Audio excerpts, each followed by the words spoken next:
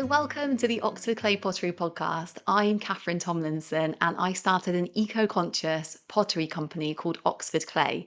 Now, at Oxford Clay, I don't just make pottery, I also make resources such as books and courses and information for other potters who want to be more eco-conscious in their pottery practice but maybe don't know where to start or can't find out the information they need. So that's what this podcast is all about. It's about sharing everything I've learned along my eco-conscious pottery journey with you, and I can't wait to get started. So let's go.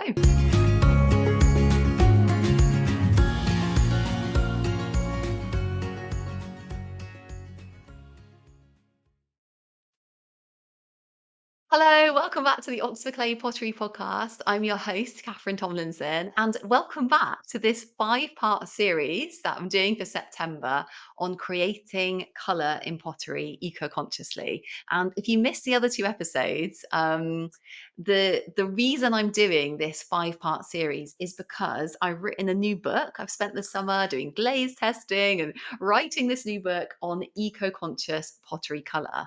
And episode one of this podcast series was all about like commercial metal oxides, some issues associated with commercial metal oxides.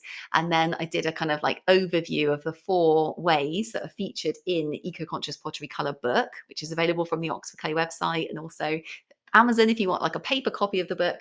Um, and so, yeah, so that's what we talked about in episode one. And then episode two, I spoke about like the first thing that's covered in this book, the first way of creating eco conscious pottery color, which is creating oxides from scrap metal, from scrap copper and scrap iron, and creating rust and a pigment called verdigris and using those in pottery glazes.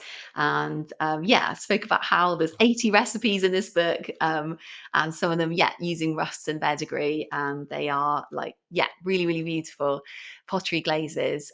Fired to stoneware temperatures, if you're wondering, is it earthenware or stoneware? All the recipes in Eco-Conscious Pottery Colour book are stoneware. But like in today's episode, so this is episode 3, we're going to be talking about glass and using glass in pottery to create color. And I think this is like really, really exciting. So I've been experimenting so much with using glass in pottery. And when I went to pottery evening classes, I did used to use glass. The pottery teacher said like, oh, you can always just drop a little bit of glass in the base of a pot, and then in the kiln it melts and it like kind of like adheres to the pot, and it creates this like beautiful kind of glassy base on the inside of the pot. And so I had done that before, but the really tricky thing that I found was that quite often if you have like big expanses of glass, if you just have like glass like dropped in the inside a pot, it can it can craze when it's like cooling down in the kiln, and it can also like little glass shards can come off. So it's taken me a really long time to be able to like find a technique to use glass in a way that is like I would say like a sort of like a more controlled way to be able to like add a real kind of like decorative effect to pottery in a way that is like safe, that doesn't create little shards of glass coming off, and in a way that creates like beautiful colors, because glass is colored with metal oxides. And so what we can do is we can use the metal oxides effectively already in that glass in our pottery. And when we're heating that pottery up anyway, when we're firing it in the kiln, and so the glass is melting in those high temperatures, and as it's cooling it's adhering to the pot, and you get this like absolutely beautiful decorative effect. So before I tell you about like the technique I use to incorporate glass into my pottery, I'm going to show you some bits of pottery that I've made with glass on, just so you can see like what how beautiful it looks. So if you're listening on the podcast, let me describe this for you. Okay, so um I'm holding up like a little bud vase, and on the side of the bud vase is it's like a raised dragonfly design, which I make in a silicone press mold. And that is a really excellent way of using glass, like to contain it in a very defined area. So I found that that is like the absolute best way of ensuring that glass like doesn't create like shards and is like crazing all over the place, is to use it in really, really defined areas and use it to kind of inlay designs. So I get this. I make this dragonfly or butterfly design using clay. So I press it into the silicone press mold. I stick it onto, so I guess it's like a sprig mold. Stick it onto the side of some pottery that I've made, and then what I do is I inlay that design with glass. And so the design I'm holding up is like a dragonfly, and its wings are basically made of like pottery, but inlaid in that pottery is like brown glass. So this particular vase, actually, I used glass that I found on an old rubbish tip. So that's another thing to say about glass. The reason it's one of the other reasons it's so good to use in pottery is that you can literally use any glass. So you can use glass that you find in the road, use glass that you find on an old rubbish tip. And that's what this one was from. It was a rubbish tip used from 1900 to like 1940. So quite a lot of the bits of glass you can just find literally broken bits of glass in the soil. And the colors are really interesting colors because it was kind of like before they made, very like much more standardized colors of making, glass. So yeah, some of the colors are really beautiful. So you can use sea glass that you find on the beach. That's a great way of using glass because that glass will be like safe to touch because it's often nice rounded, no sharp edges. Yeah, so just be super careful if you're using like broken glass you find out and about, like not to cut yourself on it and stuff. But yeah, so that's like a beautiful brown glass vase, dragonfly. And then like another thing to show you is like I'm going to hold up another dragonfly with glass inlaid in its wings, and this is like a blue glass. So I didn't find this glass; it was an old bottle from something that I used. So you can use recycle glass things that you're using. What's so good about using glass as well is it's one of the only ways that you can create that like really beautiful kind of bright blue color that you get from that like that cobalt kind of like a kind of dark blue color that cobalt normally gives you. Glass is colored with cobalt, and so we can recycle the cobalt already in that glass and create like really beautiful blues. Yes, that was a bottle I just had around after I'd finished using the product, and yeah, made it into pottery. Okay, another really cool thing about glass is that you can actually mix different colors of glass together. So this is the last thing I wanted to show you. This is another vase, and again, it's a dragonfly design. And I'll try and describe it for you on the podcast. It's basically like some parts of the wings are green and some parts of the wings are blue. Um, and like yeah, some parts are kind of like this little sort of slightly browny colored like color, and yeah, it's kind of like this kind of mottled effect, like a bit like an insect's wings would really be, like a sort of iridescent kind of effect. It's kind of like blues, greens, like browns. Yeah, so it's really beautiful effect. um okay, so how do you actually even use glass in pottery? So this is a technique that I actually go through in Eco-Conscious Pottery Color book.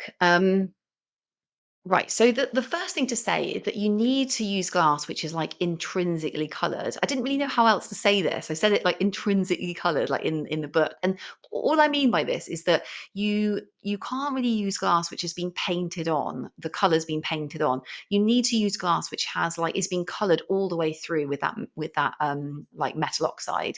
So you can see this. Like one time I found this piece of glass in the road. Sounds like I just like pick up. Well, I do. I'm just gonna be honest with you. I'm always like looking for glass in the road and picking it up and using it in pottery. But like this glass was really beautiful. It was like this kind of really light turquoise blue color. I thought, oh, that'd be so nice to use in pottery. But when I looked at a cross section of it, I could see that actually the like top layer of it was actually like painted blue, and then the actual kind of inside of the glass was a clear glass. So yeah, you can't really use glass that's just been painted on. I think it was from a perfume bottle and it had just been like painted on. So that's one kind of note of caution, really, just like have a look at the cross section of a piece of glass and just to see whether it's colored, intrinsically colored all the way through. Is it colored all the way through? Then you can use it in pottery.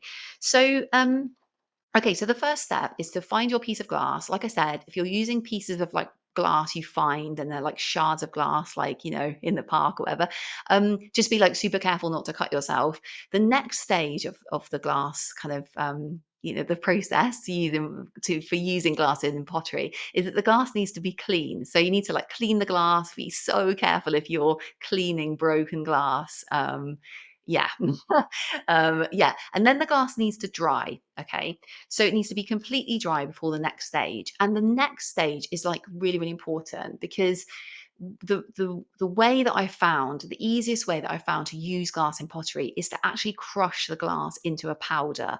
And this enables you to get like the two reasons I do this. The first reason is that you can create a really, really even layer with powdered glass. So say if you're pushing this glass into kind of like, lettering that you've pressed into pottery, or like I was showing you, like the dragonfly design, you're pressing it into the wings, the little gaps of the, in the wings, or like a butterfly or something, or you've carved a design in clay, sort of, you've scratched a design in or something, or you've pressed a design in.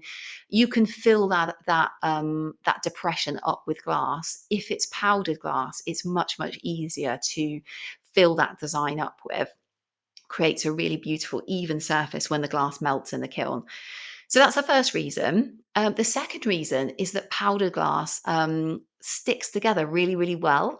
So what I found, the amazing thing I found, is that when you powder glass, you can actually use it on almost vertical surfaces. So the vase I held up is a vertical vase, and then the glass. Some of the wings, are pretty much vertical, and by pressing the powdered glass into that vertical surface, when it goes in the kiln, so you just have to be like really careful, like not to knock that pottery. But when it goes in the kiln, it pretty much stays on there. And when the during the firing, it stays in the dragonfly wing, even though it's vertical, pretty much, and then creates this like color on the vase using glass. So it's really cool. So powdering glass. The way I do it is I basically take a little piece of glass and I put it in a pestle and mortar, which is made of stone.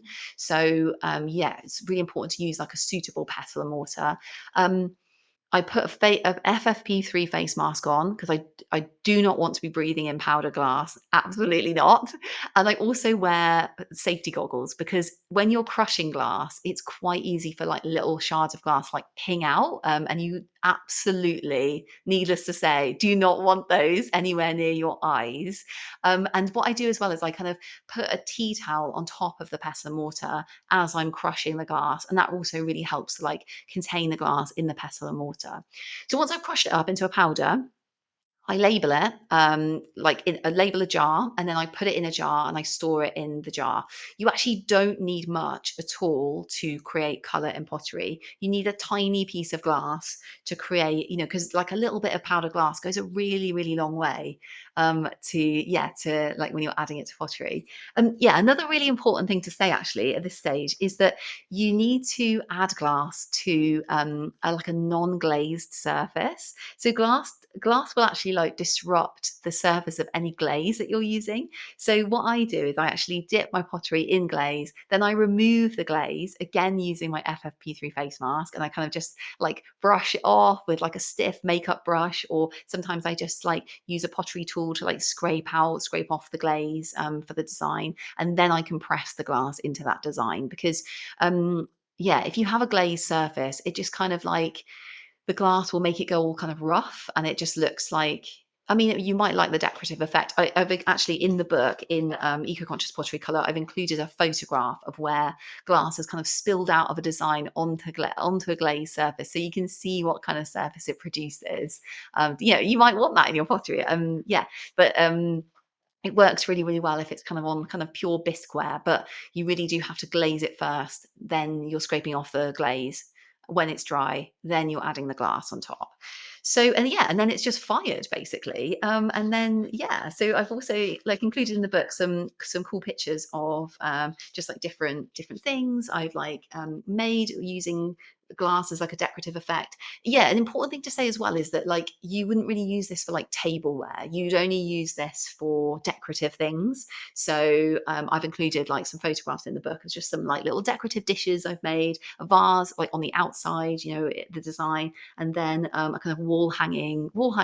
They're really fun actually because they're flat, and then you obviously like put string in them and hang them up, but you can press different things into them, and then you can just go, let your creativity run wild with like what you want to, like, the glass you want to use in that design. So I made a press with like a press design, a dragonfly design, just using clay. So it's like a bisque press, a bisque stamp, I suppose you'd call it. And I use that stamp and I press it into like a flat rolled out piece of clay, and it's a dragonfly design, and then I fill that design up with glass. Yeah, and it's like it's really cool because you can, like I said, mix different colors together, mix different colors of glass, and yeah, the world's your oyster in terms of like just like yeah, the creativity you can use in terms of glass. Yeah, when you have a nice like flat piece, you can just put all sorts of different types of glass on it. So oh yeah, it's been so much fun talking to you about using glass decoratively. I will say decoratively because I want to kind of differentiate it from like, if you were just glazing something to use as a mug or something, to have your tea out of, just say like decorative use, decorative use of glass, just because it's not really safe to kind of be eating off or drinking out of. But yeah, that's what I'm using. That's what I'm saying, decorative. Yeah, so it's been so nice talking to you about glass. It is so much fun using glass in pottery. Yeah, like I said, there's so many creative options, and glass is just so abundantly available. Yeah, it's so much fun to use. So that's one of the kind of benefits of using glass. Really, it's just like abundant. It's free. You can just collect little bits off the road.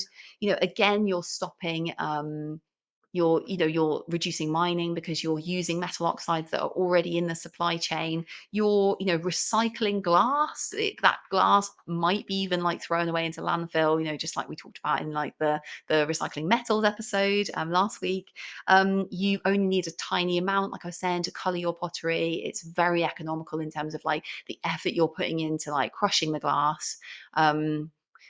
um, yeah, and then you just have, you can use it in loads of different things, like a little tiny piece of glass. Yeah, and also collecting glass cleans up the environment. I find like some broken glass that is just like in a park or something like that, and you're taking that out of the environment. Yeah, and like I was saying to you about, using verdigris and rust, again, you can create really, really unique colors in your pottery. So, like I mentioned at the beginning of the episode, there's so many like different colors of glass. Glass is colored in so many interesting different ways, and glass, like historical glass, is colored, like different colors. So like glass now, and it is so cool because we can just utilize all these different colors and have them in our pottery, and we're not using commercial metal oxides, and we're recycling something from, and using the principles of the circular economy, like I was saying in episode 1 and 2 of this podcast series. Yeah, so thank you so much for joining me on this episode talking about glass, and yeah, I hope you have loads and loads of fun using glass in your pottery. And yeah, can't wait to see you on the next episode where we'll be talking about using plant ashes in pottery to create color, which is like one of my favorite topics. So I'm excited to talk about that. And yeah, really looking forward to seeing you on the next episode. And until then, wishing you very happy potting, and I'll see you soon. Goodbye.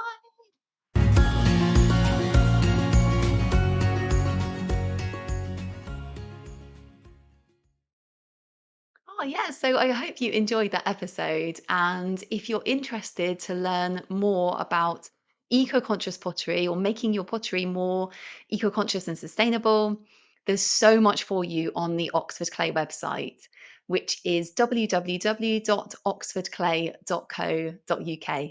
I can't wait to see you there.